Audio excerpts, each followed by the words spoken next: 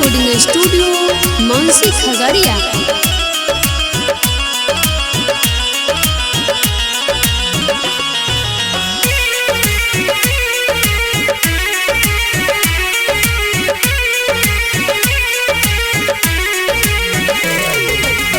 मैया के मंदिरवा में हो,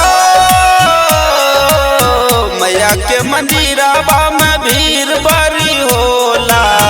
हंस पे सवार होके माई जब आवेला, हंस पे सवार होके माई जब आवेला। मैया के मंदिरवा में हो, मैया के मंदिरवा में भीड़ बड़ी होला।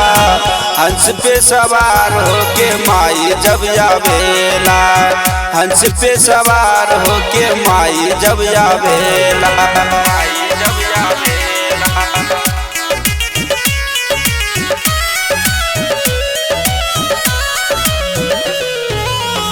हंस पे सवार होके माई जब आवेला, माई जब आवेला। माटी के मूरत हवे बड़ी सुंदर रूप हवे, ज्ञान के देवी माई तू ही कहाले। ज्ञान के देवी माई तू ही कहाले। माटी के मूरत हवे बड़ी सुंदर रूप हवे, ज्ञान के देवी माई तू ही कहाले, तू ही कहाले। अज्ञान के माई हो, अज्ञान के माई ज्ञानी बनावेला। हंस पे सवार होके माई जब आवेला, हंस पे सवार होके माई जब आवेला, माई जब आवेला।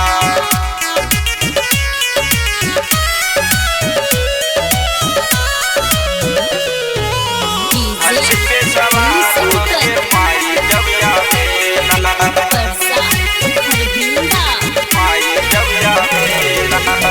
सबके जलेला माई ज्ञान के दीप है। हमके सिखादा माई स्वर संगीत है, हमके सिखादा माई स्वर संगीत है। सबके जलेला माई ज्ञान के दीप है, हमके सिखादा माई स्वर संगीत है, स्वर संगीत है। अनिल बिहारी माई हो, अनिल बिहारी माई बिनती जब करेला। हंस पे सवार होके माई जब आवेला, हंस पे सवार होके माई जब आवेला, माई